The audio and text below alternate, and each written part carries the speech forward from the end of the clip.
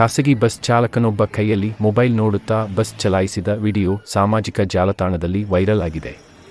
ಪ್ರಯಾಣಿಕರ ಜೀವದ ಜೊತೆ ಆಟ ಆಡಿದ ಬಸ್ ಚಾಲಕನ ವಿರುದ್ಧ ಆಕ್ರೋಶ ವ್ಯಕ್ತವಾಗಿದ್ದು, ಇದೀಗ ಈ ಕುರಿತಂತೆ ಮಂಗಳೂರು ನಗರ ಪೊಲೀಸ್ ಕಮಿಷನರ್ ಕುಲದೀಪ್ ಕುಮಾರ್ ಜೈನ್ ಈ ಬಗ್ಗೆ ಪ್ರತಿಕ್ರಿಯಿಸಿ, ತಪ್ಪಿತಸ್ಥ ಬಸ್ ಚಾಲಕನ ವಿರುದ್ಧ ದಕ್ಷಿಣ ಟ್ರಾಫಿಕ್ ಪೊಲೀಸ್ ಠಾಣೆ ಕ್ರಮ ಕೈಗೊಂಡಿದೆ.